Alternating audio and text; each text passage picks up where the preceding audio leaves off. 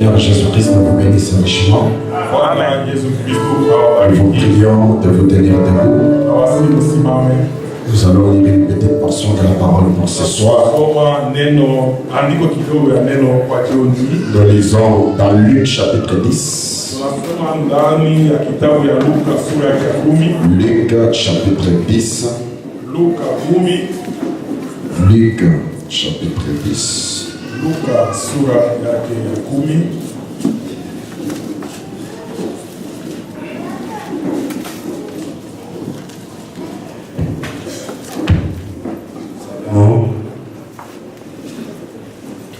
Lire à partir du verset 30 à 37. La sonorisation qu'elle va me donner là, elle est la meilleure. Ne la bougez pas tellement. 30 à 37. Luc chapitre 10, verset 30 à 37. La Bible dit ceci. Jésus reprit la parole et dit: un homme descendait de Jérusalem à Jéricho.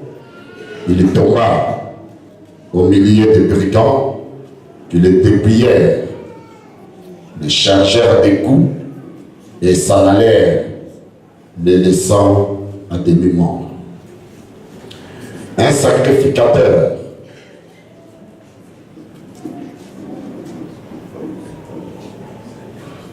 qui fortement descendait par les mêmes chemins, ayant vu cet homme, passa outre. Un lévite qui entra, qui arriva aussi dans ces lieux, l'ayant vu, passa outre. Mais un Samaritain qui voyageait étant venu, lui, fit aimer de compassion lorsqu'il le vit. Il s'approcha et banda ses plaies en y versant de l'huile et du vin. Puis il le mit sur sa propre monture et le conduisit à une hôtellerie et prit soin de lui. Le lendemain, il le tira des deniers, le donna à l'autre et dit: aie soin de lui. Et ce que tu dépenseras de plus, je te le rendrai à mon retour. Amen. Nous allons prier le Seigneur. Notre Père et notre Dieu, nous voulons te remercier pour cette grande opportunité que tu nous as accordée afin que nous soyons dans ta maison. Nous venons de lire la parole. Nous avons maintenant besoin que tu nous donnes le contexte, Seigneur, et l'explication de cette parole, parce que tu es le seul interprète de ta parole, Père. Nous nous confions à toi, au nom du Seigneur et Sauveur Jésus-Christ. Nous avons ainsi prié. Amen. Amen.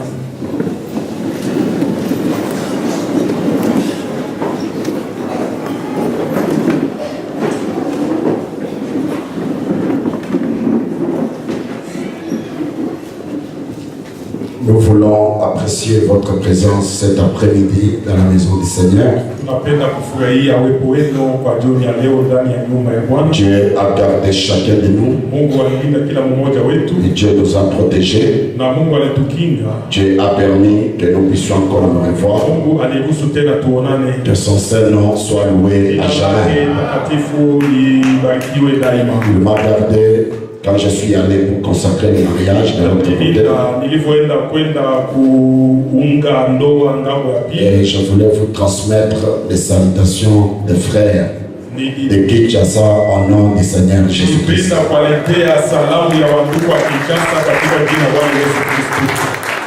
Cet après-midi, nous allons essayer de bavarder sur cette parabole.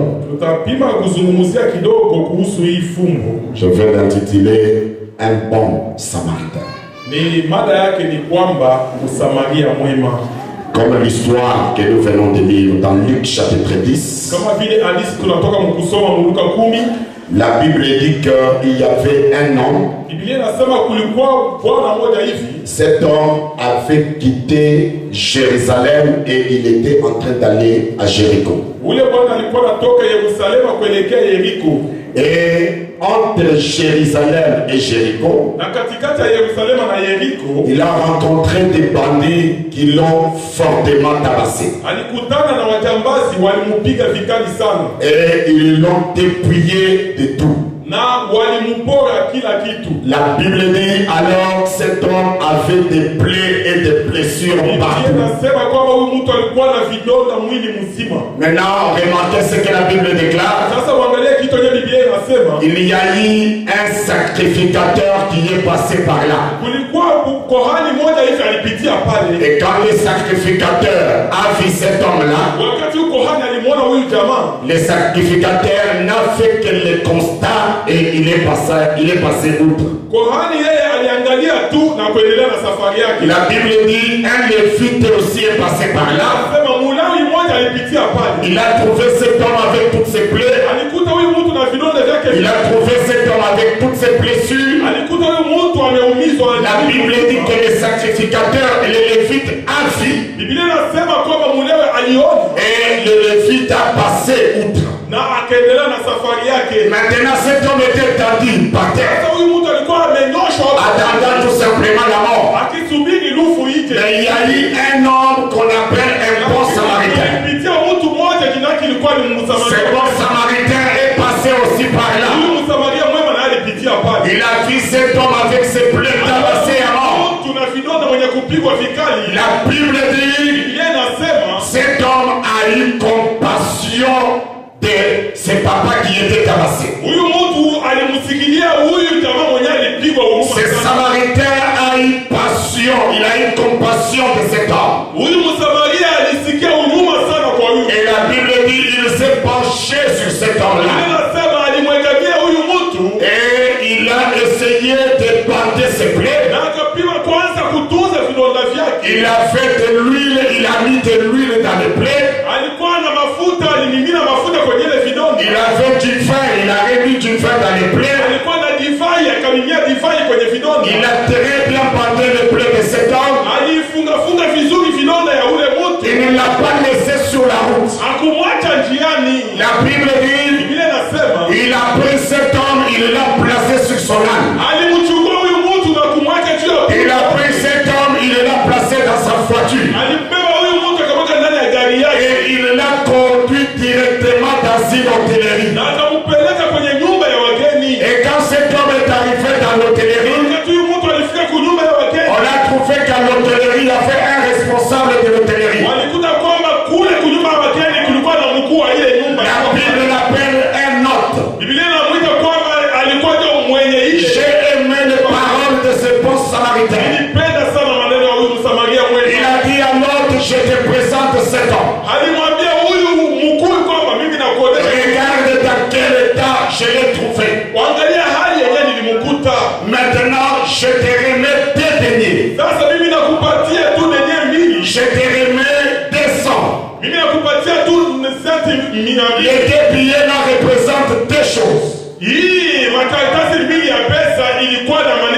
C'est l'huile que je te laisse et le vin pour la guérison de ses plaies.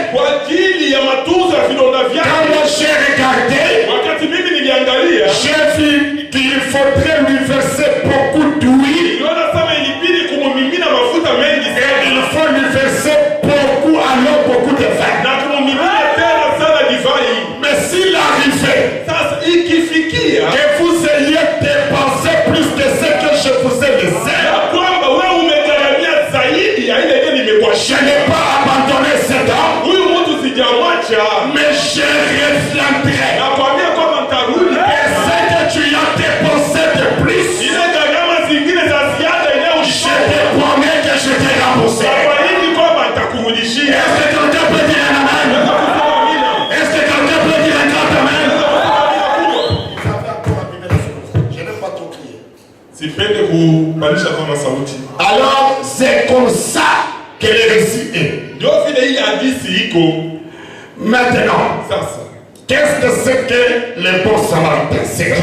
Huyu Msamaria mwema ni nani? L'homme qu'on a tabassé, c'est qui? Huyu bwana mwenye alipigwa ni nani? L'hôtellerie, c'est quoi? Na nyumba ya wageni ni nini? L'huile et le vin représentent quoi?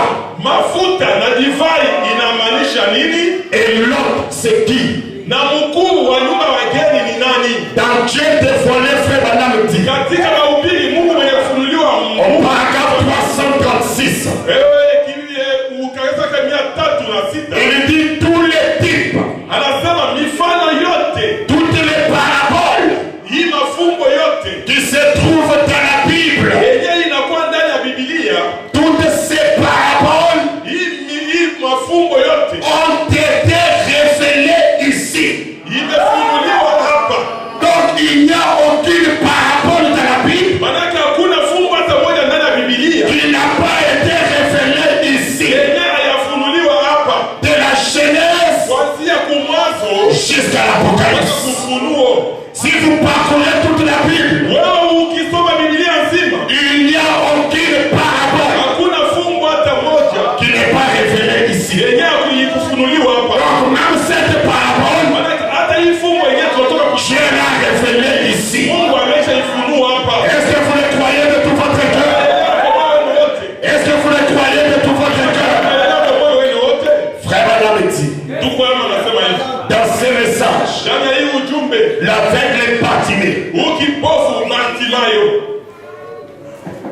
il y en a beaucoup. L'aveugle Bartimée, on a prêché beaucoup. Manake huyu Bartimee kipofu alihubiriwa sehemu nyingi. Alors moi j'ai lu celui du 2 avril 1954 soir. Tunasoma hii ya mwaka 15 na ile ya magharibi. Maintenant au paragraphe 18. Kuanzia ukarasa wa 18. On va maintenant définir toutes ces paraboles. Sasa hii fumbo yote tunataka kwanza kuisusula. Frère Branham dit ceci. Ndugu Branham anasema hivi. Mais ce pauvre homme aveugle, huyu maskini kipofu assis en dehors de la grande ville méchante, mwenye alikuwa anakaa nje hii nchi ya ukali, ça a toujours été une ville très méchante. Ilikalaka tu mji mubaya. À ce que je sache, kwa ile mimi najua mimi, c'est toujours une ville très méchante. Inakuwa ni mji ya mabaya sana. Dans la Bible, ndani ya Biblia, cette ville est représentée comme le route vers l'enfer. Hii mji inawakilisha kama vile ni njia ya kuelekea Gehenna. Frère Branham dit, tuko wanasema Jérusalem était sur la colline, Yerusalemu ilikuwa kwenye mlima, et Jéricho est dans la vallée. na Yeriko iko kwenye bonde. Et le bon samaritain na huyu Msamaria mwema a trouvé un homme qui venait de Jérusalem, alikutana na mtu mwenye alikuwa anatokea ku Yerusalemu, la colline, kule kumulima, et qui était en train de descendre dans la vallée qui est Jéricho. na alikuwa akishuka kwenye bonde yeye inaitwa Yeriko. Maintenant entre Jérusalem et Jéricho, katikati ya Yerusalemu na Yeriko, il est tombé entre des mains de voleurs. alipambana na wezi. Frère Branham dit des bandits. Tuko wanasema ni wajambazi. Il dit pensez-y. Anasema muifikirie kwanza. Il dit ce gars-là, anasema ule bwana il quitte la ville sainte, anatoka kwenye mji mtakatifu pour aller dans une ville de bandits. kwa kwenda kwenye mji ya wajambazi. Frère Branham dit, tuko wanasema c'était un homme en train de rétrograder. ilikuwa ni mtu iko naelekea mlimani, iko narudia nyuma. Je peux vous dire? Naweza kusoma mbele. Est-ce que je peux vous dire? Naweza kusoma mbele. Qui est l'homme qu'on a tabassé? Huyu mtu mwenye alipigwa ni nani? L'homme qu'on a tabassé, Huyu bwana mwenye alipigwa, c'est un homme qui quittait Jérusalem. huyu bwana alikuwa anatokea Yerusalemu, Et il était en train d'aller à Jéricho. alikuwa anaelekea Yeriko.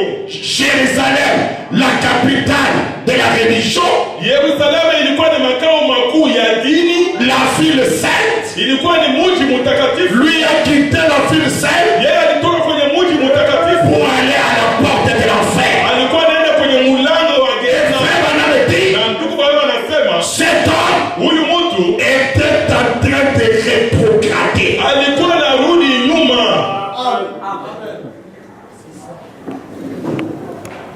Il dit venant de la ville céleste. Anasema akitoka kwenye mji wa kumbingu vers la ville maudite. anaenda kwenye mji yenye kulaaniwa. Jéricho était une ville maudite. Yeriko ilikuwa ni mji yenye kulaaniwa. Jérusalem c'est la ville bénie. Yerusalemu ilikuwa ni mji wa baraka. Donc il y a toujours une Jérusalem. Manake kulikalaka tu Yerusalemu moja. C'est-à-dire une ville bénie. Manake mji yenye kubarikiwa. Et il y a toujours une Jéricho. Na kulikalaka Yeriko. C'est-à-dire une ville maudite. Manake mji yenye kulaaniwa. Et là quand tu quittes Sasa wakati unatoka la ville bénie mji yenye kubarikiwa pour aller dans une ville maudite, kwenda kwenye mji yenye kulaaniwa. quelque part Pale fasi moja vitatika. les bandits doivent te tabasser. Majambazi wanapaswa wakupige. Les bandits vont te tabasser quelque part. Majambazi watakupiga fasi moja hivi katikati pale. Ils vont te retrouver quelque part et ils vont te taper fortement. Wakikutana na wewe fasi moja hivi utapigwa vikali.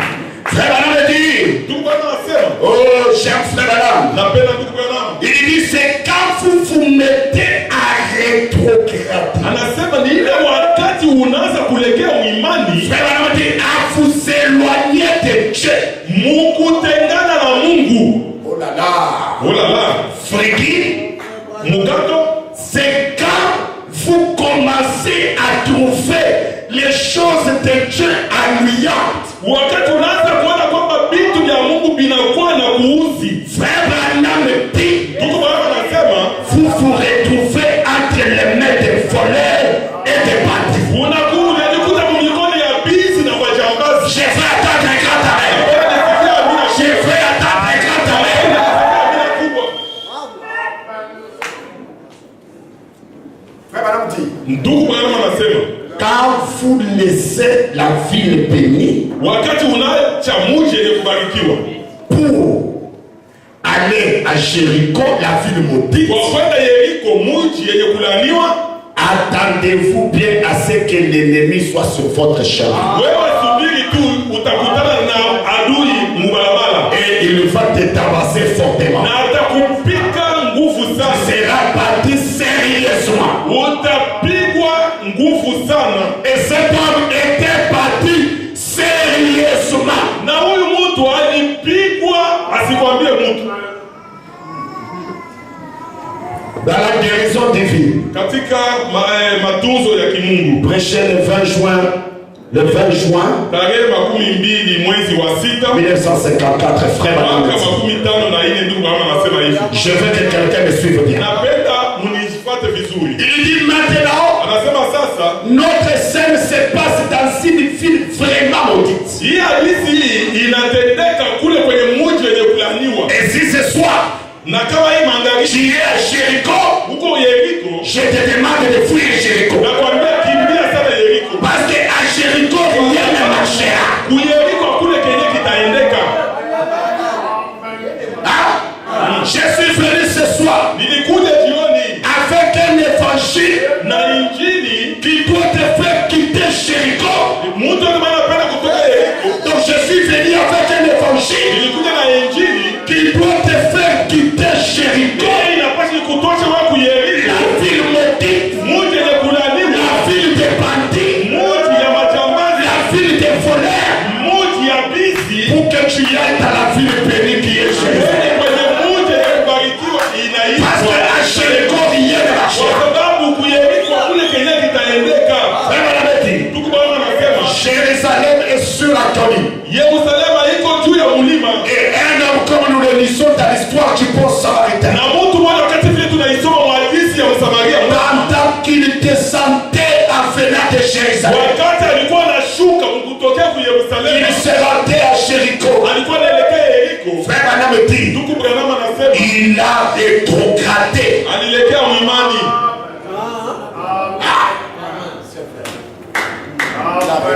Alielekea mwimani.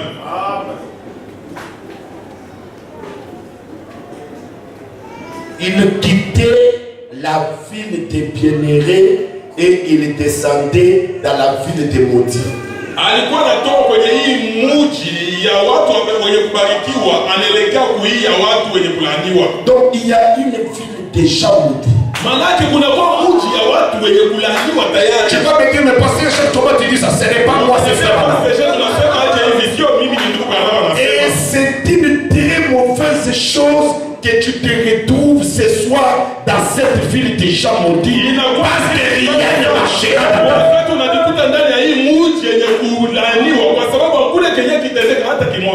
La ville est maudite et même les gens sont maudits.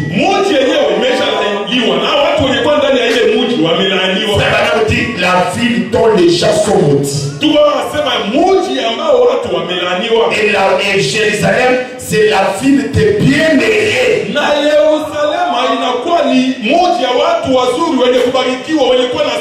quand il quitte la ville des bien-aimés pour aller dans la ville des maudits, c'est dans ce moment-là qu'il est tombé entre les mains des brigands. Il fut dépouillé, il fut blessé, et on l'a même laissé à moitié mort. Il dit spirituellement mort, mais physiquement pas là. C'est ça que ça veut dire. Ça veut dire spirituellement tu es déjà mort. Mais tu discutes des citations. Mais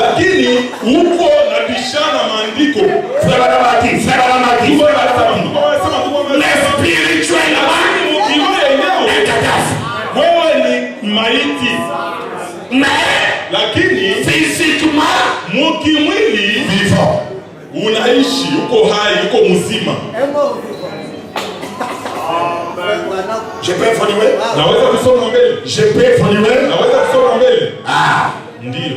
Et cette ville na hii mji était donc une ville maudite. Ilikuwa ni mji yenye kulaaniwa. Une ville dans laquelle mji ambayo il n'y avait rien de bon. Hakukuwa kitu kizuri hata kimoja. Et cette ville a été maudite. Na hii mji ilikuwa imelaaniwa par Josué. Et depuis lors, na ililaaniwa na Yoshua na tangu pale les tentes de cette ville ne se sont jamais élevées. Na hekalu ya ile mji haikusimama. Les tentes. Ile mahema. Une ville maudite. Hii inakuwa ni mji yenye kulaaniwa. Et cet homme a quitté l'endroit où il était protégé. Na huyu mtu alitoka fasi yenyewe alikingwa vizuri. Donc il y a des endroits quand tu es là, kuna nafasi ambayo kama uko pale les affaires sont protégées. Biashara yako yote inalindwa. Tes enfants sont protégés. Watoto wako wote wanalindwa. Ta femme est protégée. Même toi-même tu es protégé. Pendant la paix, la ville te bénirait. Et quand tu quittes cette ville pour aller dans une autre ville, elle est aussi une ville. Une ville de maudit.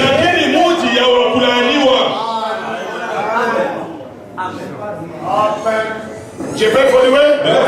Est-ce que je peux évoluer? Est-ce que je peux évoluer? Est-ce que je peux évoluer?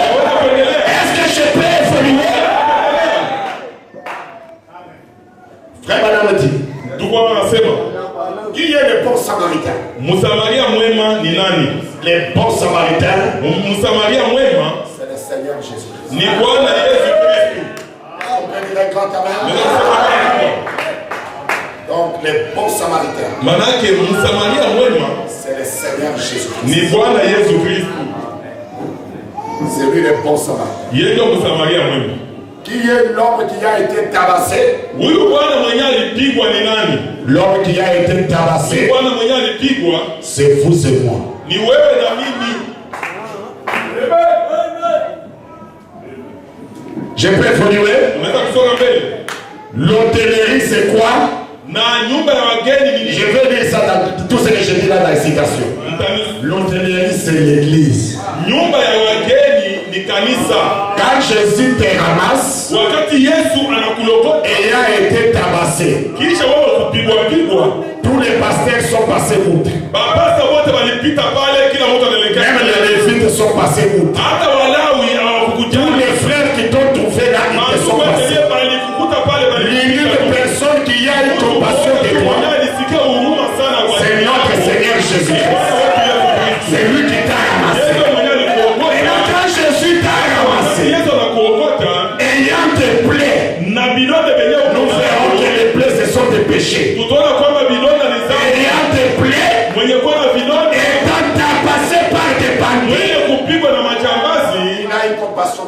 Alikusikilia huruma.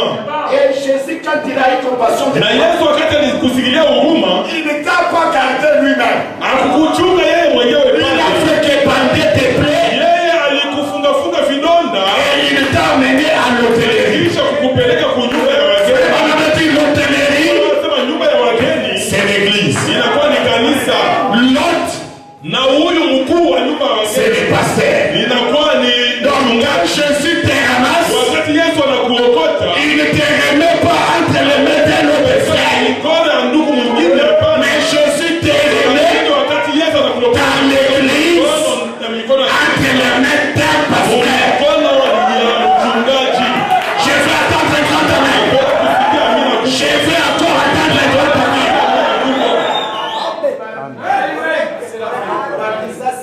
Quand il dit que Wakati unasema le temps de pasteur est passé, wakati ya wachungaji isha kupita, tu es spirituellement mort. mkiroho isha kufa. Tu as seulement quitté Jérusalem pour aller à Jéricho et en cours de route, Sema kweli Yeriko. on t'a sérieusement tabassé. Katikati ya njia ulipigwa sana. Frère Branham dit, Ndugu wanasema laissez-moi évoluer encore un peu. mwache kwanza nisonge kidogo mbele.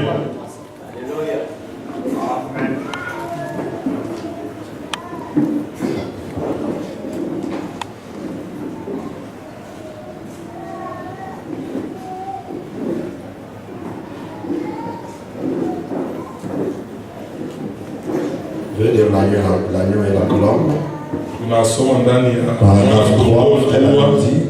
ndugu wanasema hivi ukarasa katatu. Il dit, ces réunions représentent lorsque nous gagnons un péché. Anasema hii mkusanyiko inamaanisha wakati tunapopata Il mtezamo. dit, vous savez, Mnajua Jésus-Christ, Yesu Kristo le bon samaritain, Msamaria mwema trouva un jour un homme. alikutana na mtu siku moja hivi. C'était dans une parabole.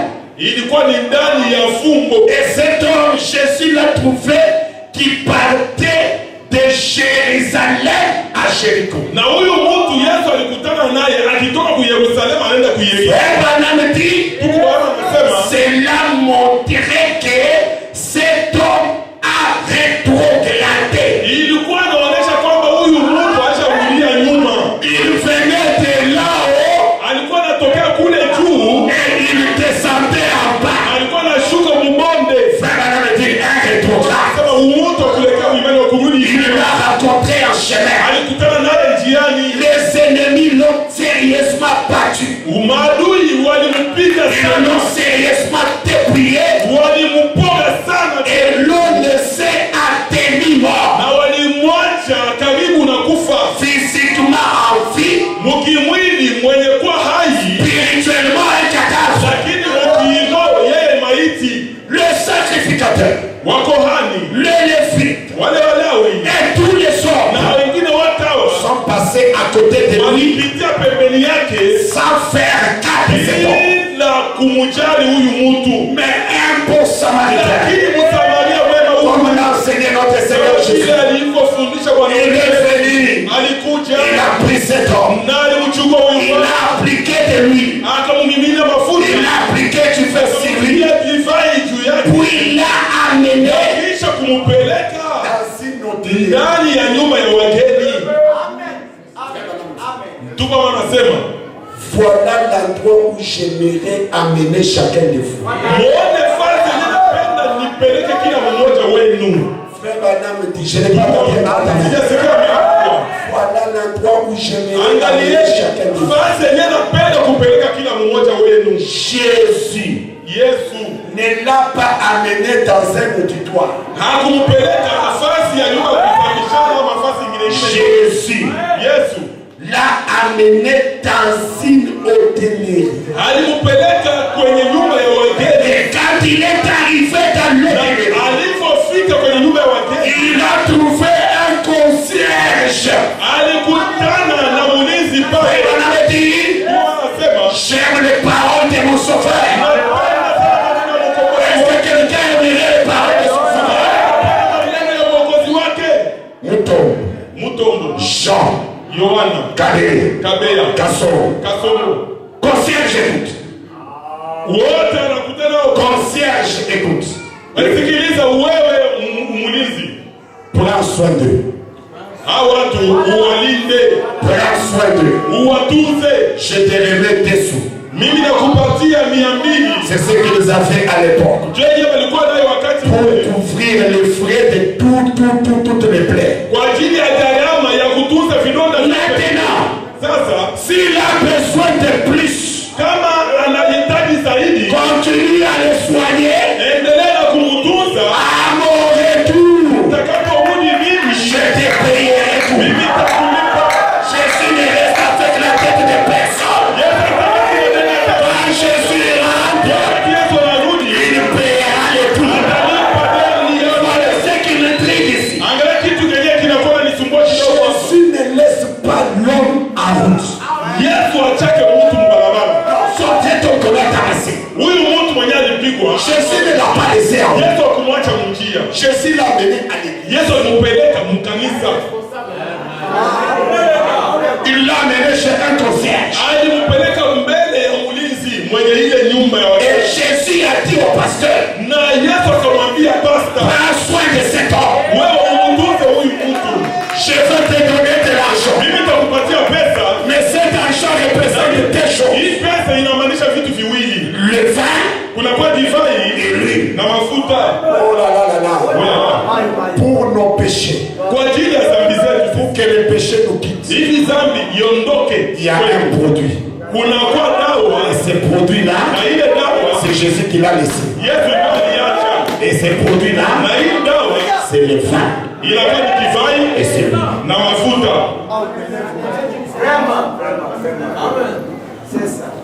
Jésus savait que toi tu viendras.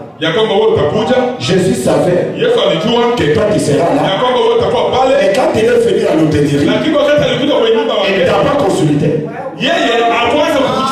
Jésus avec son homme qu'on a tabassé est allé directement au concierge. Et c'est au concierge que Jésus a remis les sous.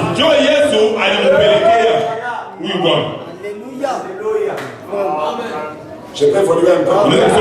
J'évolue un peu et puis maintenant nous allons nous embrouiller.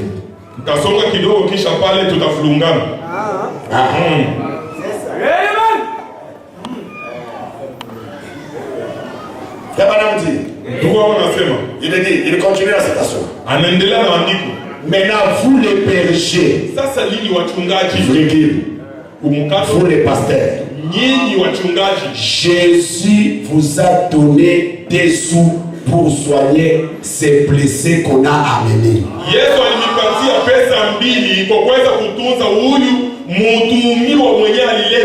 Si la plaie exige autre chose, vous vous en occupez, à son retour, il vous payera.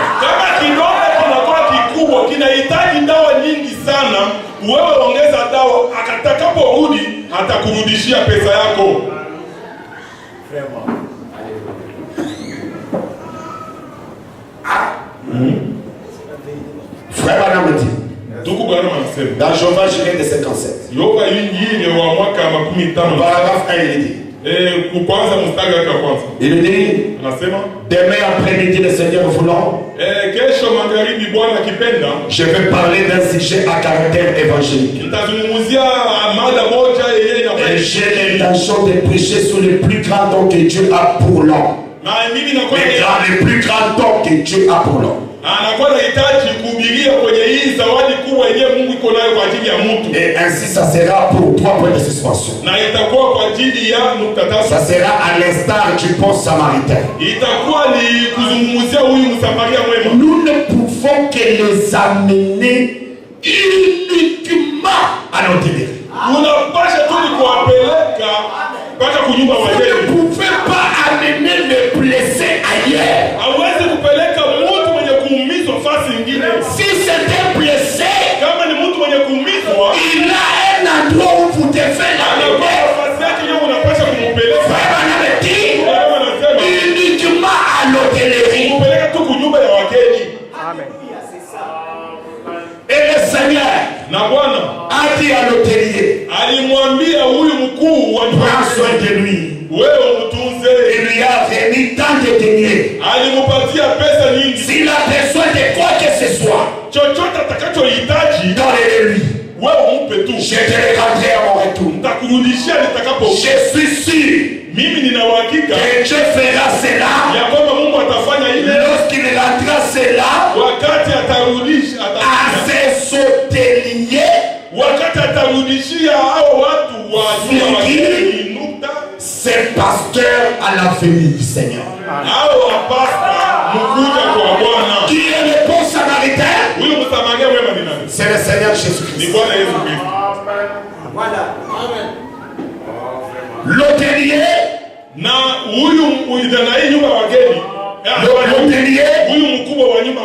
c'est les pasteurs. Je me fais très bien comprendre. Je me fais très bien comprendre. Mais est-ce que ça pénètre très bien?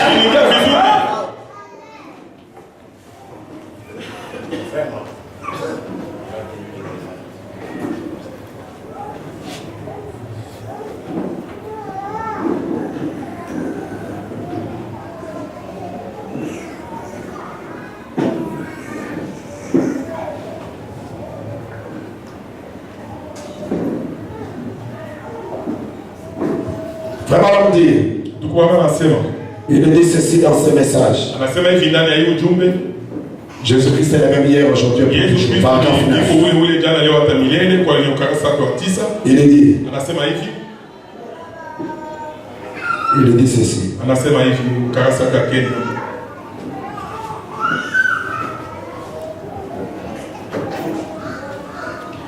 Vraiment l'homme dit, une fois qu'un homme est converti.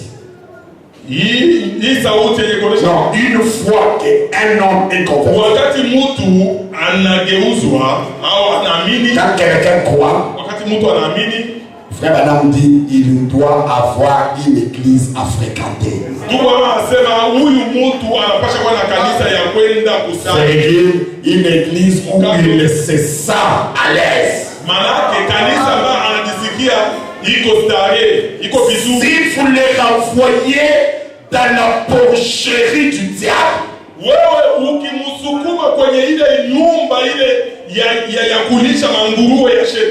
il redeviendra ce qu'il était. Pourquoi nous allons à l'église? Nous ne venons pas à l'église pour seulement fréquenter, pour seulement communier. Non. Frère Branham dit dans la loi et la colonne que nous venons à l'église pour devenir de meilleurs citoyens, de meilleurs enfants, de meilleurs chrétiens, de meilleurs papas, et de meilleurs mamans, de meilleurs voisins. Nous venons à l'église pour nous améliorer.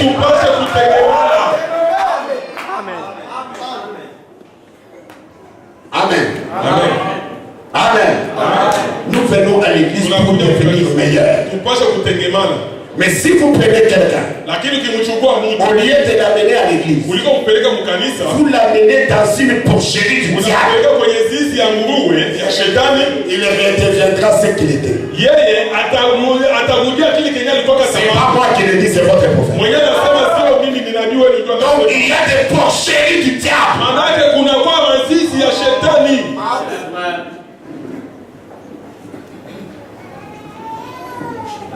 On l'a fait amener à l'auberge. Il a dit au bon samaritain d'amener à l'auberge l'homme qui était tombé. Frère Branham dit, il nous faut chacun de nous avoir un lieu comme cela.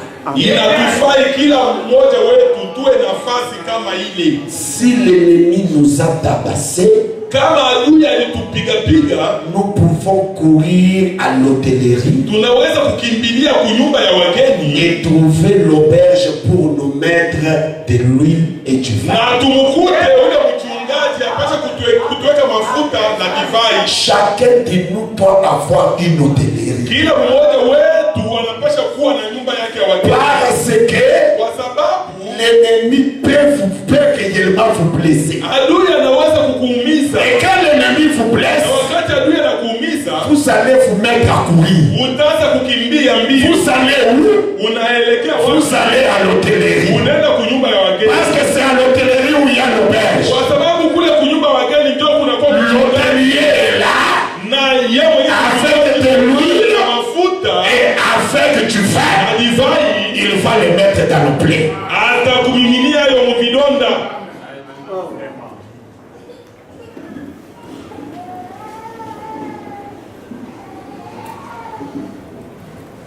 Alléluia. Alléluia. Je vous lis encore. Nasoma kidogo mbele.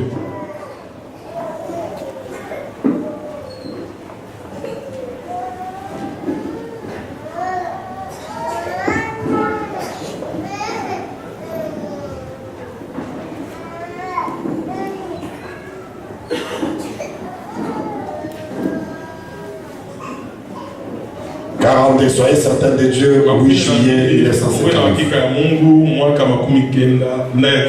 Je donne les dates parce que frère Alam en a prêché beaucoup. Il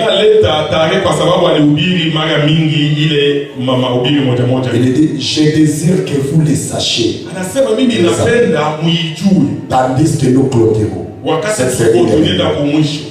Si vous avez accepté Christ comme votre sauveur, ou si tout ce temps vous avez été une étoile errante, sans église d'appartenance, montant et descendant, et sans frontières,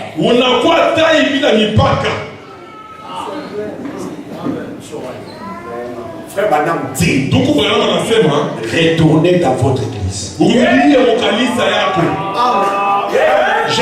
un grand amen. Frère Banam dit, retournez dans votre église. Si tu as été un astre errant, sans église d'appartenance, tu ne faisais que errer. Par-ci, par-là. Frère Banam dit, retournez dans votre église.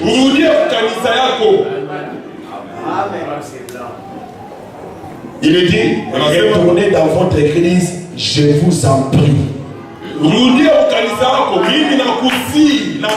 Si vous n'avez pas d'église, ne restez pas à la maison. Mais trouvez vite l'église et allez-y. Je peux évoluer. Je peux évoluer. Si vous n'avez aucun choix, moi je vais faire un choix pour vous. Frère Lightfield ne m'a pas dit de dire ceci. Littlefield. Le frère Littlefield ne m'a pas dit de vous dire ceci. Mais je vais le dire. Je connais le frère comme étant un homme de Dieu. Vous pouvez aller chez lui. Je connais frère Hall comme étant un homme de Dieu. Vous pouvez aller chez lui. Je connais le frère Tel ici. C'est un homme de Dieu. Vous pouvez aller chez lui. Branham dit, ne restez pas sans pasteur. Est-ce que je peux attendre un amen?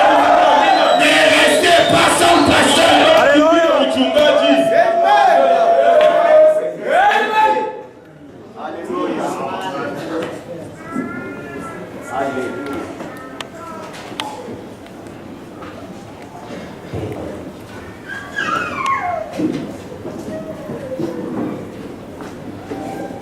Dans l'ensevelissement.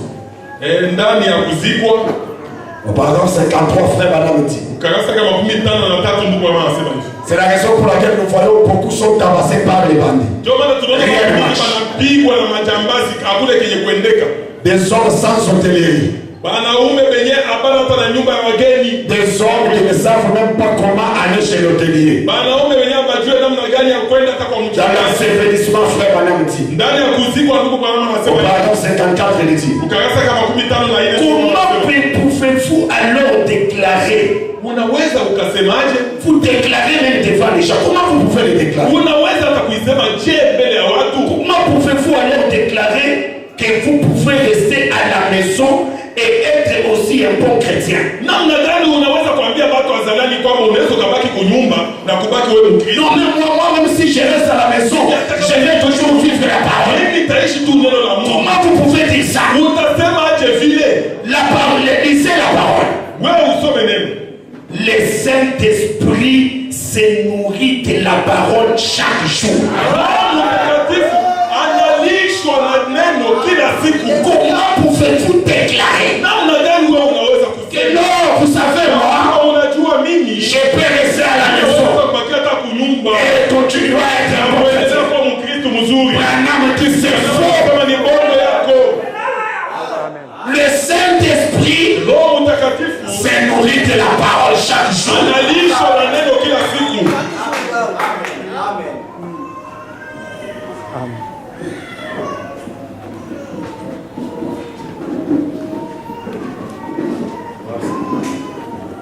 Frère Branham dit,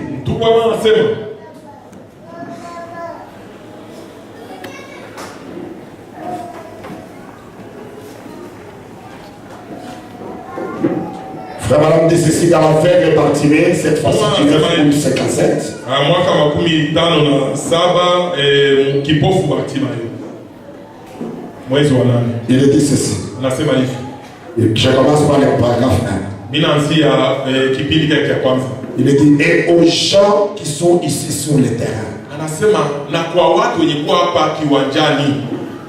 qui n'ont pas d'église d'appartenance,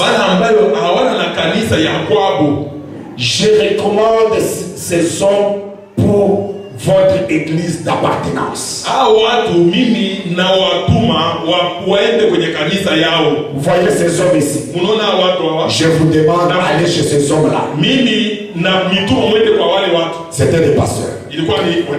Frère Branham dit, ce sont des hommes qui croient les mêmes messages que je prêche. Et aussi combattent avec ardeur pour la foi qui fut autrefois transmise aux saints.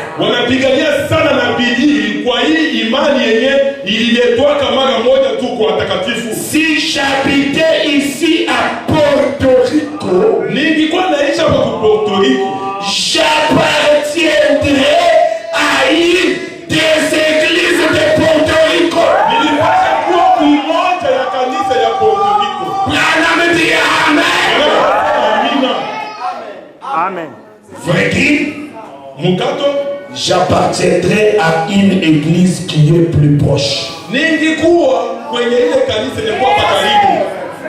Maintenant, trouvez-vous une bonne église d'appartenance. Vite. Faites-vous baptiser et entrez dans cette église-là. Vous et votre famille. Vous et votre famille. Vous et votre famille. Vous et votre famille.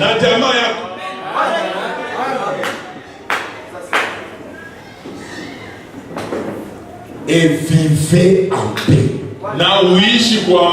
avec Dieu dans cette église-là. Si je ne vous rencontre plus jamais de ce côté-ci de la rivière, nous nous rencontrerons avec toi de l'autre côté.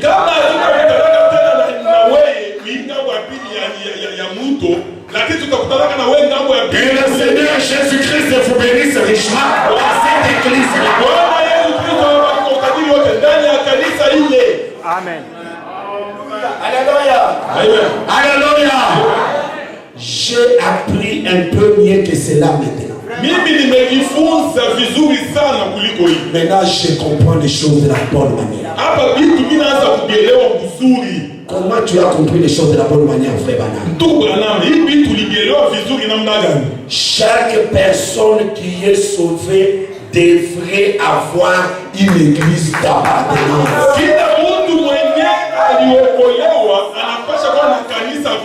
Est-ce que quelqu'un peut dire un grand amen?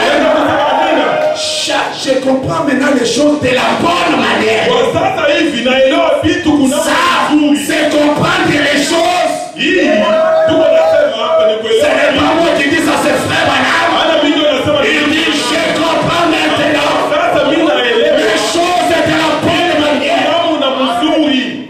Chaque personne Kila mtu qui est sauvé mwenye kuokolewa devrait avoir une église. alipasha kuwa na kanisa yake. On devrait être dans une église là Lipasha kuwa kanisa moja pale. et appeler cette église mon église. Na ile kanisa kuita kwamba kanisa langu. Pas notre église, mais mon église. Hapana kanisa letu, kanisa langu. Vous savez, une fois, Najua mbele j'ai causé avec un frère. nilikuwa naongea na ndugu Je mmoja. lui ai dit, vous voyez, mon église. Nilikuwa naongea na kanisa. Anageuka anasema. Il va dire ailleurs. Anaenda kusema fasi Mais comment nyingine. passer et je ne peux dire mon église? Lunakuwa aje tena pastor, je naweza kukwambia sema kanisa On yangu. pensait que c'était l'église de Jésus-Christ. Or, c'est l'église de Christ. Sisi kwa wazee sema ni kanisa Yesu Kristo, kumbe ni ya pastor Eugene. Je ne comprends pas les choses de la bonne manière. Vitu uvielewe mzuri. Ce soir, comprenez les choses de Hii la bonne manière. maandalizi za inenea Une église uwe na kanisa que tu appelles yenye utaje kuita mon église. kanisa langu. Est-ce que je peux entendre un grand amen? C'est dans cette église-là Ndani ya ile kanisa que William Branham dit Ndio Abrahamu anasema que Dieu te bénisse là-dedans. Mungu akubariki mule ndani. Donc, cette église-là, Maana kile qui kanisa est ton église, kwa kanisa c'est langu la ville bénie pour toi. inakuwa ni muje libariki. Est-ce que je peux entendre un grand amen? C'est la ville bénie. Muje libariki Ton église kwa d'appartenance. ni kanisa ya kwako. C'est là que Dieu te bénira. Kwa hiyo Mungu atakubariki. Il dit, Anasema chaque personne qui est sauvée kila mtu mwenye kuokolewa devrait avoir une église d'appartenance. alipasha kuwa na kanisa ya kwake. C'est pourquoi, Ndio maana quand j'aime mon église, kama napenda je kanisa vais langu dire rouge-gorge, mon église chérie. mtasema Rouge Gorge kanisa langu mpendwa. Tu dois t'approprier l'église. Manake hii kanisa uifanye wewe ya kwako. Ça, c'est mon église. Useme hii kanisa ni ya kwangu. Celui-ci, c'est mon pasteur. Huyu hapa ndio mchungaji Ce wangu. n'est pas notre Dieu, c'est mon Dieu. Hapana Mungu wetu. Ce n'est pas William Branham, notre prophète. William Branham, notre prophète. William Branham nabii wangu. C'est-à-dire, je mets la prière. Na muda wa kwangu Il devient individuel. binafsisha.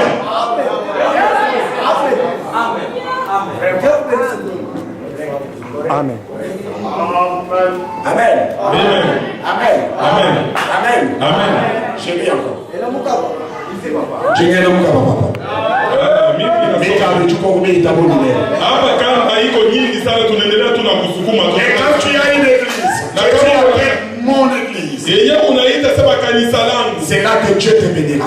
Pale ndio Mungu atakubariki. C'est là que toi et toute ta famille vous devez. Pale kwenye wewe na familia yako wote wanapaswa Et frère, on a dit, na ndio wanasema chaque fois que cette église wakati yoyote nye hii kanisa a un service, inakuwa na ibada, vous devez être là. unapaswa kuwa pale. Chaque fois Wakati wote que cette église hii kanisa a un service, inakuwa na ibada, vous devez être là. unapaswa kuwa pale.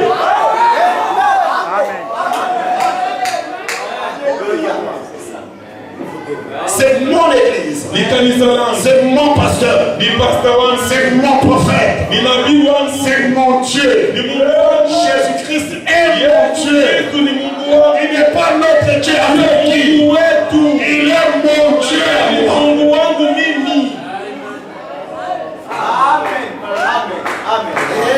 Na Chaque fois que mon église na wakati yoyote je kanisa langu a un service, inakuwa na ibada, niko pale.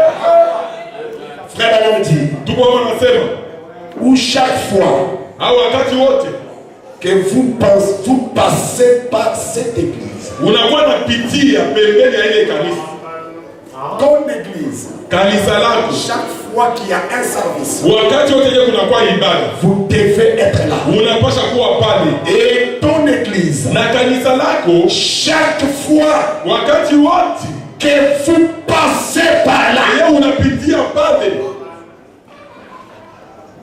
ton église, vous passez. kanisa lako unapita kichwa wima. Hata hauelewa vizuri. Ndio maana nasema William Branham Il est dans les porte-parole de Dieu. yeye anakuwa ni msemaji wa Mungu. Il est William Branham. William Branham Il est la bouche de Dieu. anakuwa ni kichwa cha Mungu. William Branham. William Branham ni Il nani? est le poteau d'attache. Inakuwa ni kuta kuegemea. Quand Branham parle, Wakati Branham anasema, c'est Dieu qui ni parle. Mungu ndio anasema. Qui est William Branham? William Branham ni nani? Il est la voix de Dieu à cette Inakuwa ni émission. sauti ya Mungu muizi. William Branham. William Branham ni Il nani? est le quartier général. Anakuwa ni makao makuu. Qui est William Branham? William Branham ni nani? William Branham William Branham est notre référence. anakuwa yeye ndio anayeye. Chaque fois que cette église Wakati wote yeye kanisa a un service, inakuwa na ibada, vous devez être là. mnapasha kuwa pale. Chaque fois Wakati wowote que vous passez par votre église, unapitia kwa kanisa lako pale, ndio anasema entrez, ingia, ouvrez les portes, fungua milango, entrez, ingia, priez omba ou au faites quelque chose dans ton église qui montre que c'est ton église. ufanye kitu kimoja hivi ndani ya kanisa lako ili kuonyesha kwamba hii kanisa ni ya kwako. Tu ne passes pas seulement dire ah moi j'habite ici. Au upite kwa sababu asimini kaka kichwa Non. kichwa wima pale. Frère Branham dit Ndio anasema ouvrez les portes, fungua milango, entrez, ingia, priez. omba. Si vous ne sentez pas que vous Kama ujisikia kuomba, il dit faites anasema quelque fanya hata kitu kimoja hivi. que Dieu comprendra Yeye même Mungu ataelewa kwamba huyu réellement Mungu c'est son église. njoo mwenye kanisa hili.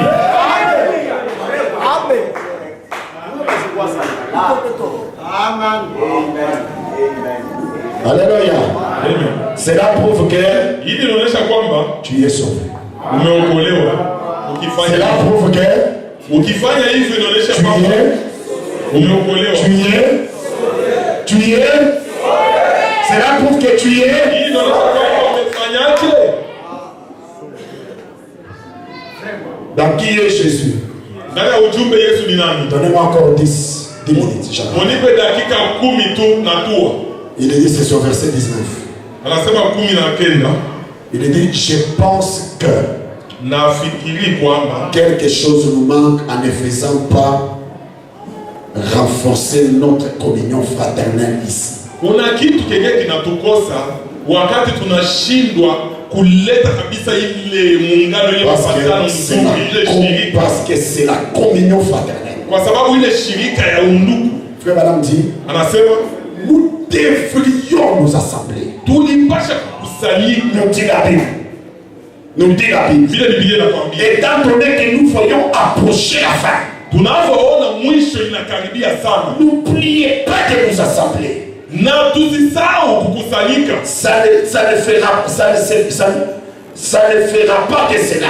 Haitafanya mpaka ile tu. Quand nous nous rassemblons Wakati tunakusanyika dans l'église comme nous sommes ndani ya rassemblés, kanisa vile tumekusanyika, Branham dit, Branham anasema ça nous renforce. inakuwa natupa nguvu, Branham dit, et vous, na nyinyi l'église vous renforce.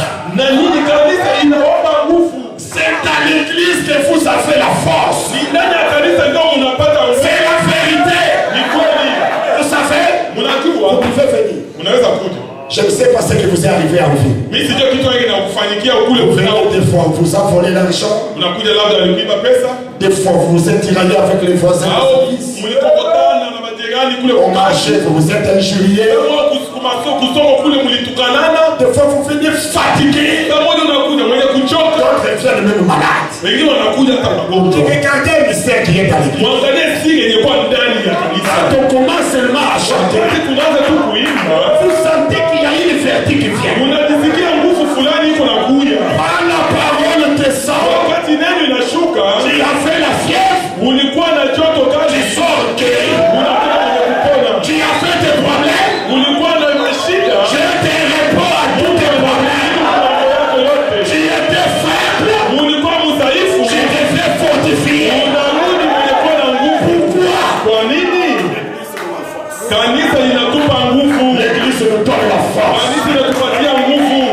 Soyez loin de l'église. Uwe mbali na kanisa. Les bandits te portent dehors. Les bandits te feront des histoires. L'église, kanisa inatupa nguvu. Kanisa inatupa nguvu. Kanisa tukikusanyika kama vile tulishakusanyika, tunakuwa na nguvu. et s'il y a quelqu'un qui est venu malade, Na kama kuna mtu alikuja mgonjwa, au nom de Jésus-Christ, jina Yesu Kristo, il va rentrer ce soir et t'inquiète. atarudi na Il y a quelqu'un qui est venu avec le problème, kulikuja mtu na par l'autorité de la parole, kupitia mamlaka ya neno, il va rentrer avec la solution. atarudi na jibu mambo yake. L'église nous donne la force. Kanisa inatupa nguvu. Vous savez, Unajua beaucoup de bénédictions que nous recevons à l'église, baraka nyingi yenyewe tunapokea mkanisa ça ne vient pas souvent de nos prières, haitokee tu kwa maombi yetu, mais ce sont les prières des auteurs. lakini ni maombi ya watu wengine.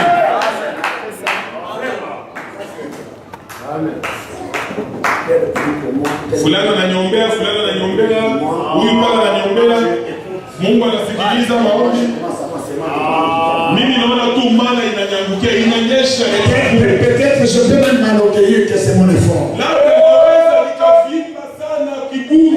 Je ne comprends pas que ce n'est pas mon effort, ce sont les prières. Sio kwa nguvu yangu, lakini ni kwa ajili ya maombi ya watakatifu. L'église, Kanisa, c'est le sang de Jésus-Christ. L'église kanisa nous garde. inatuchunga. L'église nous protège. L'église nous sécurise. Si tu veux être vagabond, qui est dans l'église, viens me dire, tous les démons sont sous ta main.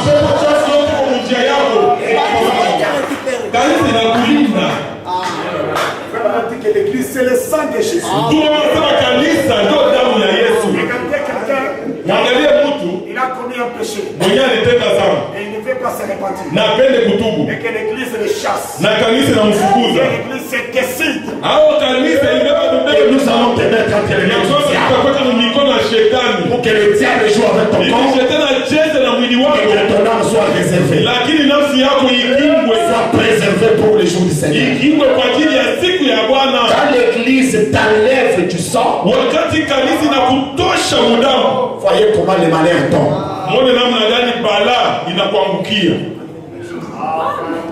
L'église, c'est le sang. Kanisa inakuwa ni damu. Tu marches encore avec fierté parce que le sang te couvre. Na kulinda kwa sababu damu bado inakufunika. Écoutez, Msikie. l'église Kanisa nous protège. inakulinga. L'église, c'est notre sécurité. Kanisa ni usalama wetu. Je fais attendre un grand amen. Est-ce que je peux attendre un grand alléluia? Ne soyez pas un astre errant. Wewe hapana kuwa nyota kwa yawaya. Fils de l'aurore. Mtoto wa asubuhi. Une personne Mtu moja sans maison, bila nyumba. sans adresse, Unakuwa kama shege hauna na sans nani. frontières. Wewe unakuwa tu ni tai bila mipaka. Comment on commence à rétrograder? Tunaanza kurudia nyuma namna gani? Ndio wanasema. parce que l'homme qu'on a tabassé là, Kwa sababu ule mtu alipigwa ule alianza kurudia nyuma.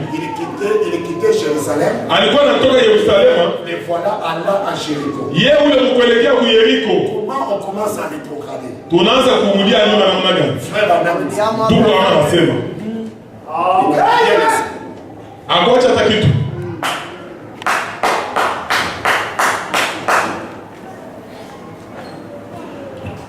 Avoir soif de la vie. Ya kuwa na kiu ya uzima. Frère Adam dit ceci au paragraphe 145. Ndio wanasema hivi ukarasa 115. Bien des fois, Mara nyingi j'ai observé les loups niliweza kuangalia mbwa mwitu poursuivant la biche. inafukuzana na yale. Et s'il peut trouver une petite biche là toute seule, Ikakutana na yale moja iko peke yake. c'est de cela que le loup va s'occuper. Pale jo batamurahura na kuishana naye. Frère Adam dit il y a une grande leçon à tirer de là. Ndio wanasema kuna kuna kama mafundisho makubwa sana kuweza kujua. Si le loup peut trouver une biche éloignée du troupeau, kama mbwa mwitu anaweza kutana na yale mwenyewe anatengana na kundi ya wenzake, c'est ce que le diable cherche à faire. Njoo nye shetani anapendaka kufanya. Ainsi, kwa hivi, pour vous jeunes filles, kwa nyinyi mabinti wangu, il veut que vous sortiez avec un garçon qui n'est pas chrétien. wanapenda utoke na kijana mwenye sio Pour mkristo. vous jeunes garçons, Kwa nyinyi vijana, le diable veut que vous sortiez avec une petite chaise utoke na kaizabeli kadogo qui n'est pas une chrétienne. kenye akiko ka Kristu. C'est là qu'il va vous dépiécer. Pale ndio atakukatakata.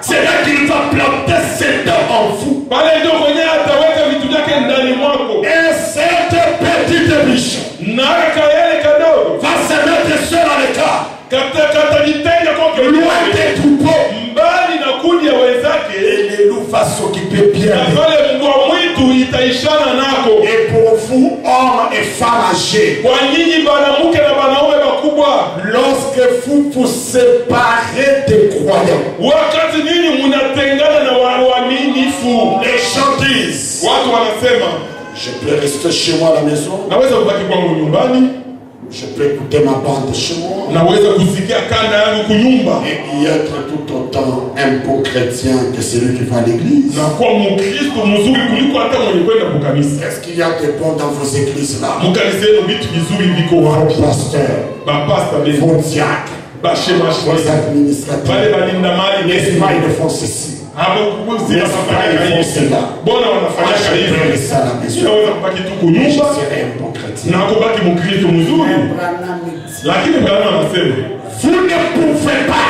hauwezi, Tu ne peux pas rester à la maison hauwezi kubaki kunyumba et demeurer un bon chrétien. na kubaki mkristo mzuri, haiwezekani. La Bible dit, Biblia inasema n'abandonnez pas votre assemblée. msikimbie katika makutano yenu, D'autant plus que nous voyons wakati tunaona le temps s'approcher. wakati inakaribia sana. Si vous êtes un chrétien, Kama wewe ni Mkristo, vous désirez unatamani ardemment kwa shauku yote aller chaque jour là où se trouvent les autres chrétiens. kwenda kila siku pale ambapo Wakristo wengine wanakutanika, Communier avec eux. kuanza kushirikiana nao. Ainsi, vous ne pouvez pas rester loin de l'église et mener la même vie. Kwa hivyo hawezi kubaki mbali na kanisa na kuendelea kuishi maisha mazuri ya Mkristo. Unarudia nyuma, Tu vois, tu es rétrograde. unaona usha kulekea mwimani. Quand tu commences à être loin de l'église, Wakati unaanza kuwa mbali sana na kanisa, c'est un signe déjà qu'il y a un péché qui est en train. inakuwa ni alama inaonyesha kwamba kuna dhambi C'est un ishafikia. signe que tu es déjà tombé. Inakuwa ni alama inaonyesha sasa usha kuanguka. Frère Madame Tidalo, toujours présent au rocher. Kwa maana nasema ndani ya mahubiri maji yenye kuwa Vous mbele pouvez kwa aller le paragraphe 70 ukarasa kama 17 unaweza à kwenda paragraphe 80. mpaka kwa 18. Moi, j'ai lu 80. Mimi nasoma 18. Lorsqu'un homme Wakati mwanaume mmoja ou une femme au mwanamke mmoja commence à se plaindre anaanza kulialia au sujet d'aller à l'église, kumambo ya kwenda kukanisa, hataki tena, inaanza kumfanya vibaya. mercredi, il est déjà 16h, il faut encore aller à l'église. Anaangalia hivi siku ya tatu, inakuwa tena sasa ingine Non, vendredi, il faut toujours aller à l'église. ipate tena mkanisa, inachokesha. Dimanche, kanisa. Siku ya Jumapili hiyo kanisa yenyewe.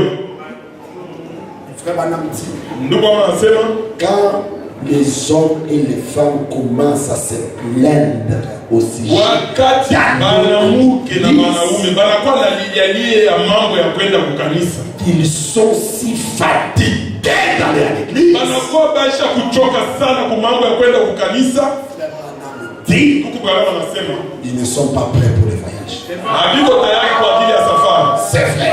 Ndio Branham dit, Bwana anasema quand vous voyez un frère commencer à se plaindre d'aller à l'église, ukiona ndugu anakuwa tu hataki tena mambo ya kwenda kukanisa, vous voyez une sœur, elle est toujours occupée pour aller à l'église. unaona tu dada iko busy sana, hataki kwenda kukanisa. Vous voyez, Je suis déjà fatigué. Je ne sais plus aller à l'église. Vous les voyez chaque jour en vie. Non, vous voyez, je suis en repos, je viens de mettre au monde. On se croise avec elle dans des magasins. Quelqu'un commence à se plaindre beaucoup.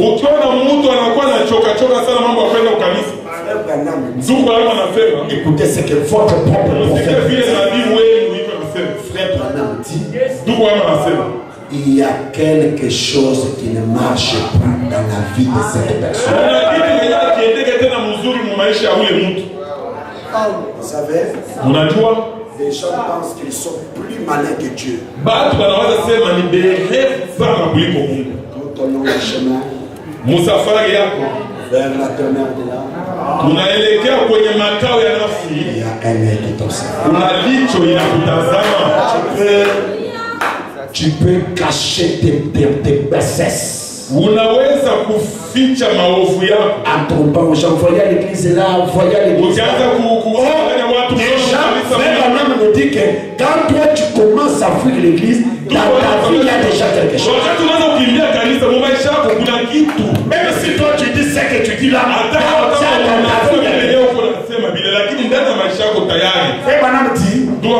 si je vois qu'il y a quelque chose qui ne va pas dans mon église, tout ce que je peux faire, c'est me mettre à genoux, me mettre en l'air, prier le Seigneur. Est-ce que je suis dans la parole? Est-ce que je suis dans la parole? Est-ce que je suis dans la parole? Quand tu commences à te plaindre, on ne te voit plus à l'église. Le langage de dire, l'église est très loin. Il fait très chaud. Je n'ai pas de transport pour aller à l'église. Il y a la pluie. Ces derniers temps, je me sens fatigué. Il y a quelque chose.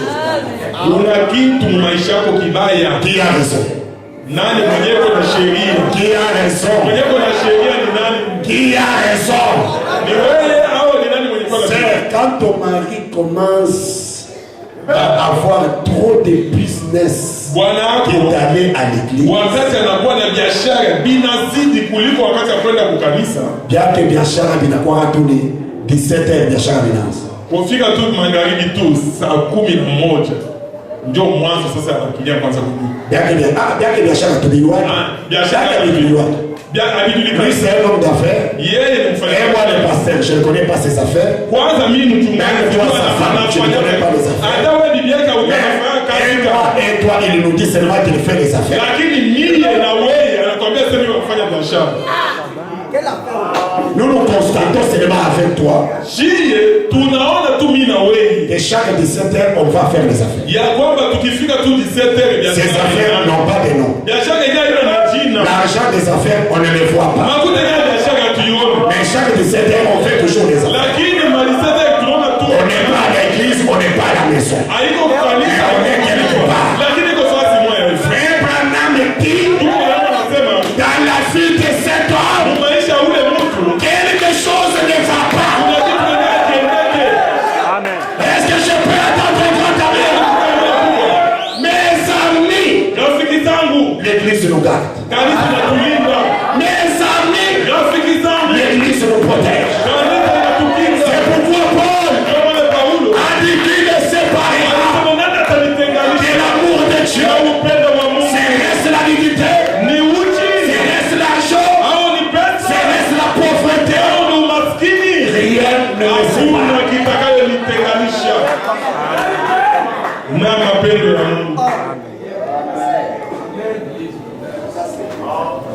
Je vais faire une parenthèse.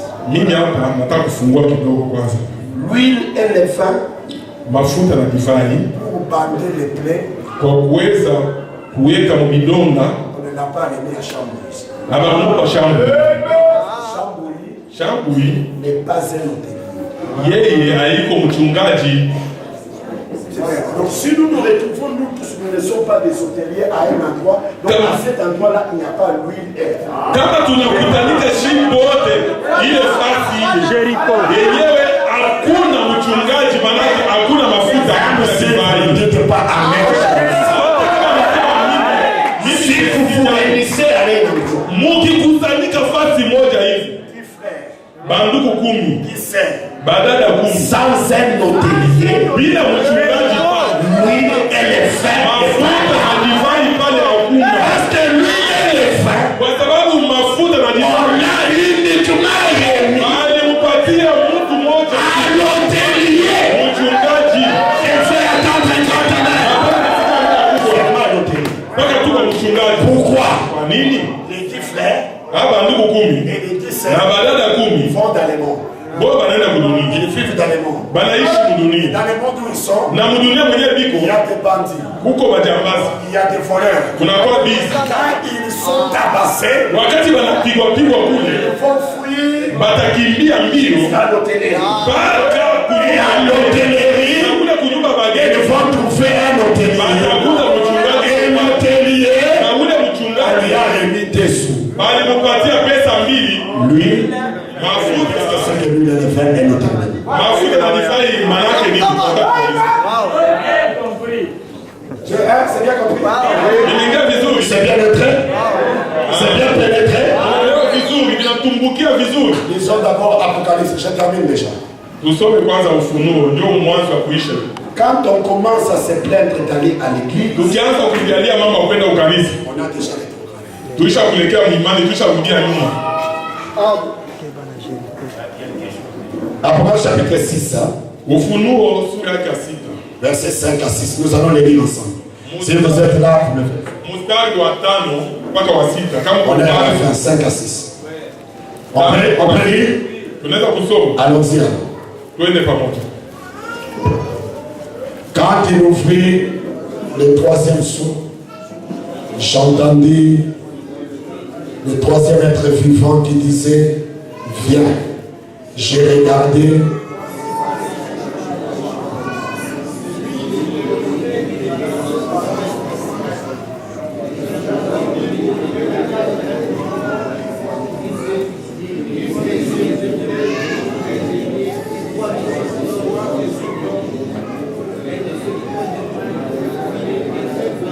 Mais ne fais pas de mal. Msikosee mafuta, Mais ne fais pas de mal. msikosee mafuta na divai. Lui, le fait ne les touchez pas. Ule msiguse mafuta na divai. Ah, pour ce qui est de l'huile et du vin. Kwa mambo yenyewe Ne touchez pas ça. mafuta na divai msiguse. Maintenant, frère Branham, Sasa ndugu wangu, qu'est-ce que c'est que l'huile et le vin? mafuta yenyewe na divai maana yake nini?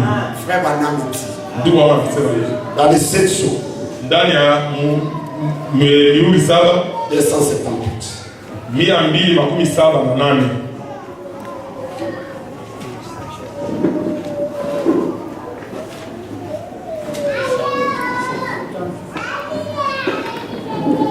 Paragraphe Ukarasa wake 203. 203. Kifungo kyake 203.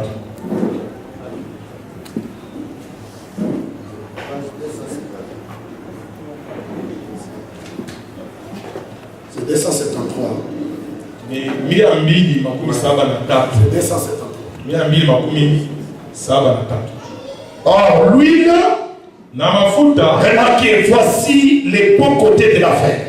mwangalie sasa upande mzuri wa mambo. Même si ce cavalier avait la balance dans sa main, Hata kama huyu mpanda farasi alikuwa na mizani mkono yake, il mesure de blé pour un denier, ilikuwa kipimo kia ngano. même si il pouvait faire la loi dans le monde, Hata kama ingeweza kufanya sheria mdunia, mais on lui a interdit. lakini bali On mukataza, lui a dit ne fais point le mal balimwambia sema usikosee à l'huile kumafuta et au vin. na kudivai. Il en reste un tout petit peu. Imebaki Ne kidogo, touche pas. lakini usiguse hako. Frère Madame dit, L'huile mafuta symbolise le Saint-Esprit. inamaanisha Roho Mtakatifu. Je vais vous donner quelques versets. Nataka nipatie moja ya maandiko. L'huile Mafuta à qui on a remis kwa ule mwenyewe alimupa, à l'hôtelier, kwa ule mchungaji, c'était le Saint-Esprit. ilikuwa ni Roho Mtakatifu. Et le vin Na divai symbolise inamaanisha la stimulation inakuwa ni mchemuko de la révélation. ya ufunuo. Donc l'huile, Manake mafuta les dessous, ile pesa mbili, l'huile et le vin, ile mafuta na divai c'est le Saint-Esprit ni Roho Mtakatifu et la stimulation na uchemusho de la révélation. ya ufunuo. Donc, quand vous avez des plaies, Wakati wanakuwa na vidonda, on doit mettre beaucoup d'huile. nafaa baweke mafuta mingi sana. On doit mettre beaucoup de Saint-Esprit. Na manake inabidi baweke Roho Mtakatifu nyingi. Beaucoup de Saint-Esprit dans les plaies. Roho Mtakatifu nyingi sana ndani ya Et vidonda. beaucoup de vin. Na divai nyingi, donc Beaucoup de révélations de la parole. manake ufunuo mwingi sana ya Le neno. péché va partir. Dhambi itaondoka, Les blessures vont terminer. vidonda vitapona.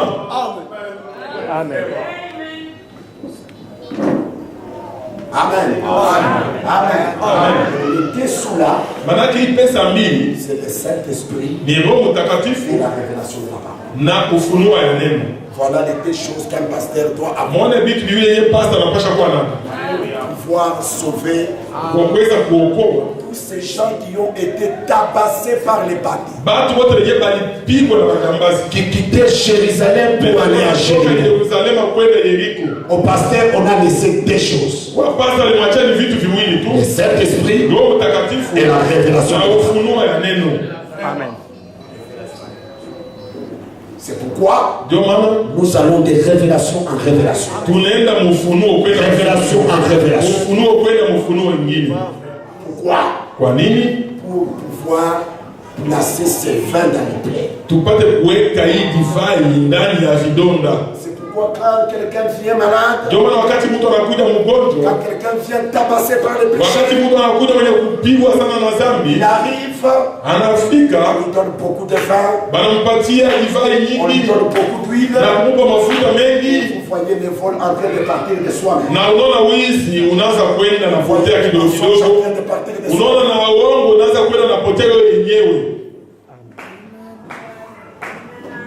Frère, madame dit, Ndugu wao wanasema plus nous venons à l'église, zaidi tunakuja mkanisa plus nous recevons beaucoup de Dieu dans notre cœur. na zaidi tunampokea Mungu mwingi ndani ya moyo wetu. Frère, madame dit, Ndugu wao wanasema votre âme, votre cœur, nafsi yako na moyo c'est wako comme le corps. inakuwa sawa vile hii mwili. Le corps ne peut pas vivre Mwili haiwezi kuishi vizuri sans manger. bila kula. Votre âme aussi Nafsi yako tena ne peut pas vivre haiwezi kuishi sans manger. bila kula tena.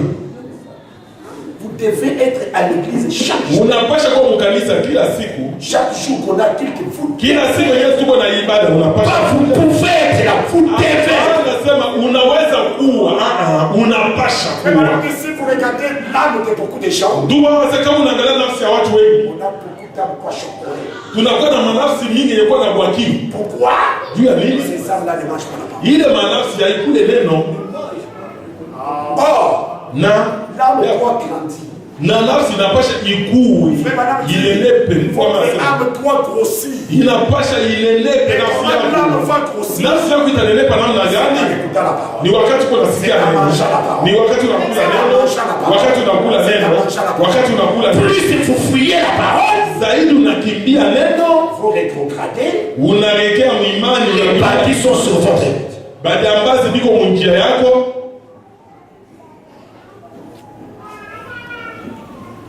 Mais comment les affaires ne marchent pas? Namna gani biashara iendeke? Quelle est d'abord la relation que toi tu as avec Dieu? Elle est à quel niveau? Uniambie kwanza mahusiano, mapatano yenyewe uko nayo na Mungu iko mkiwango gani? Dieu occupe quelle place dans ta vie? Mungu anaketi fasi gani ndani ya maisha yako? Est-ce que tu ne vois pas que tu as avec lui? Aone sema usharudia nyuma. Tu ne vois pas que tu as quitté Jérusalem. Et te voilà en train d'aller dans et en cours de route. Heureusement pour cet homme, il a été tabassé à court de route.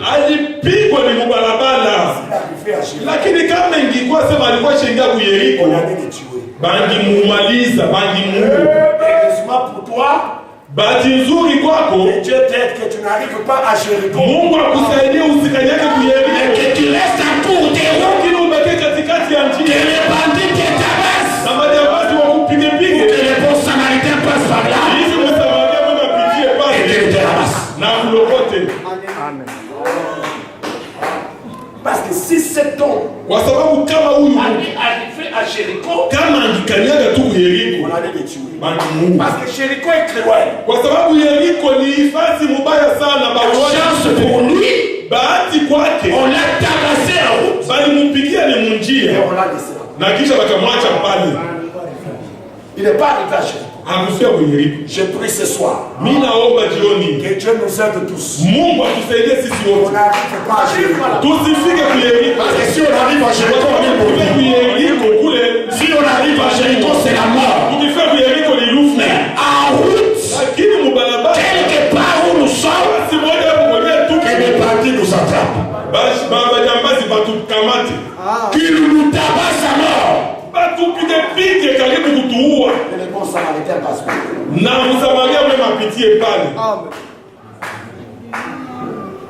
Amen. Vous savez, tu peux avoir une très bonne vie spirituelle, mais plus tu fuis l'église, plus tu tombes. Plus tu rétrogrades, plus tu rétrogrades. Si tu as été un prédestiné, les bandits vont te tabasser.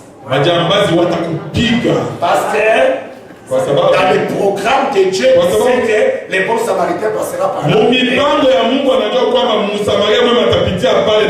Maintenant, si tu n'es pas un prédestiné, tu vas recevoir Jéricho. C'est fini. L'état des églises est terminé. Là, on est à Jéricho.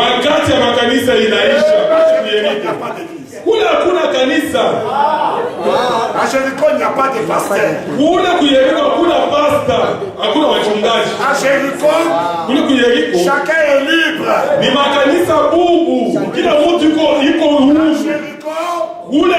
Ce sont les cercles sans frontières. Il monte, il descend.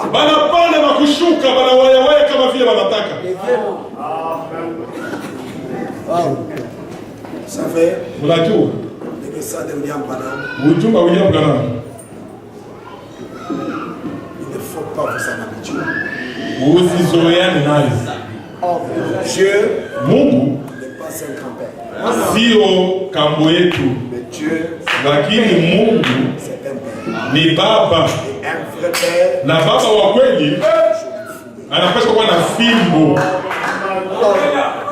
J'ai vu des frères me dire, mais pasteur, je vois les choses ne marchent pas. Je lui dis, la réunion de mercredi, tu viens à l'église? Non. La réunion de vendredi, tu viens à l'église? Non. Comment tu peux être un enfant de Dieu? Dieu te voyant témoigner de la parole. Dieu acceptant de te bénir. Il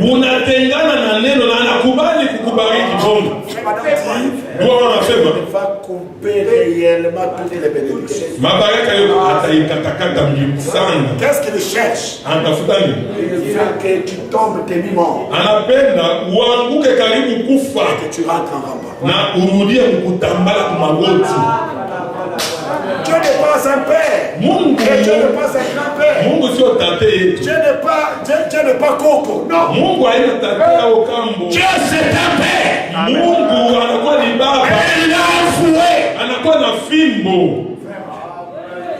Comment je peux être chrétien? Et je me sens à l'aise n'étant pas allé à l'église. Najisikia vizuri sana kama mimi. Autrefois, quand on n'allait pas à l'église, zamani wakati tulikuwa twende kukanisa, quand quelqu'un trouvait un empêchement, wakati mtu anapata kizuizo kitu mais il n'était pas tranquille, hakuwa na amani Mungu. Il se disait, les gens qui sont allés à l'église, ils sont partis dans la nef. Baisha kwenda munyani Jusqu'à cette heure, ils ne rentrent pas. Qu'est-ce qu'il y a eu? Et dès qu'il voit un frère, le cœur d'abord descend. Oh Seigneur, Papa, qu'est-ce qu'on a prêché aujourd'hui? Mais que tu n'as pas été à l'église. Tu ne connais même pas ce qu'on a prêché. Vendredi, ça ne t'intéresse même pas. Disons-nous la vérité. On a rétrogradé. Je vous dis la vérité. Et quand on a rétrogradé, c'est que les bandits nous ont sérieusement tabassés. Il est bon de nous faire pour chacun de nous. Il y a un bon samaritain. Il y a un bon samaritain. Mes amis, rien ne peut pas nous séparer de l'amour de Dieu. C'est le message que William Branham nous demande de vivre en entièreté. Vous ne pouvez pas le vivre à partie. Car il dit, ayons une hôtellerie où nous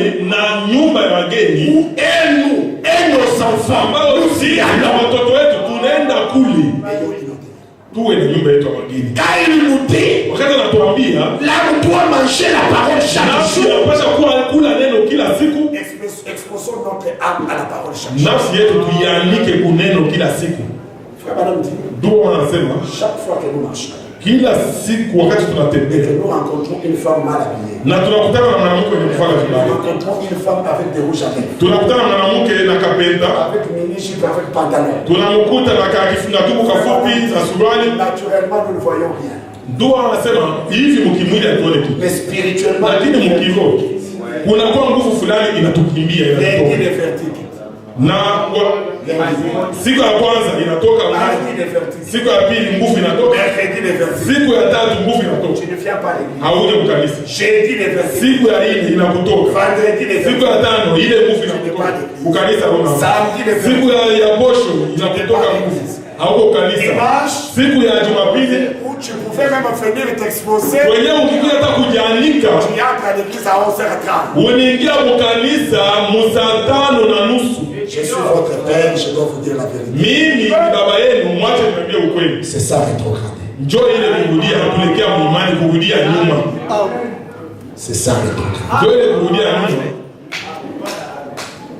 C'est ça qui paie Jérusalem. Njoo ile kutoka Yerusalemu et se retrouver à Jéricho. Na kwenda kukutanika kule Yeriko. Kwanza kushuka Jéricho. Kushuka bonde la Yeriko.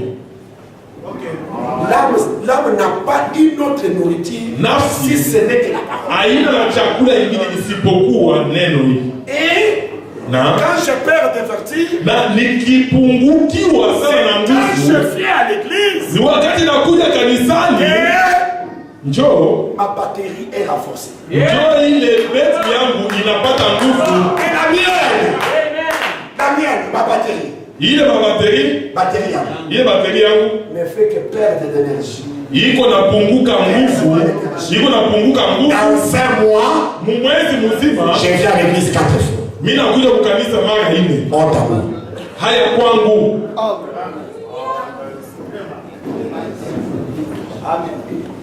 Nous allons incliner nos têtes. Notre Père et notre Dieu.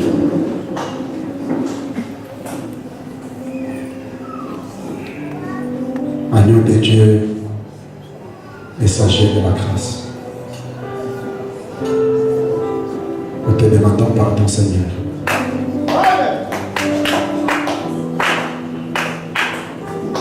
Voilà comment nous avons quitté Jérusalem. Voyons comment nous étions en train de descendre vers Jéricho. Tu as voulu nous avertir, Père. Parce que tu voyais déjà des bandits encore de l'autre pour nous tabasser.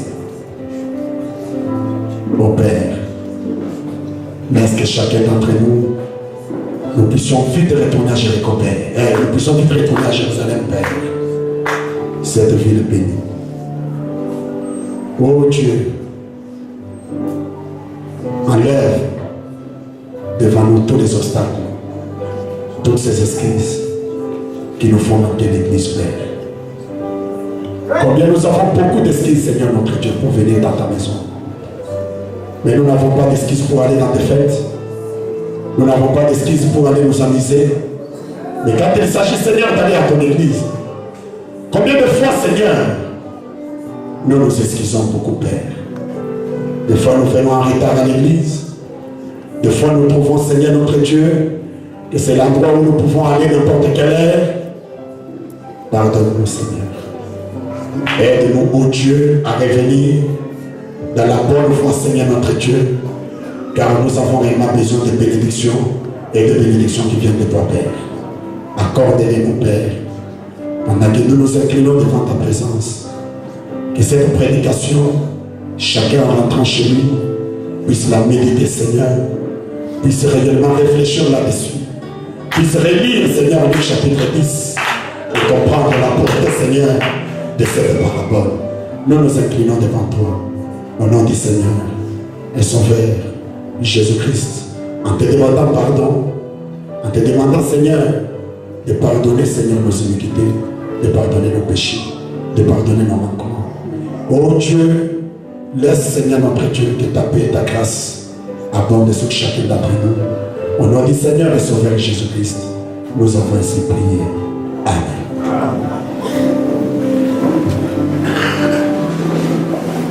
On va prélever les dîmes et les offrandes. Comme la Bible dit que notre adoration est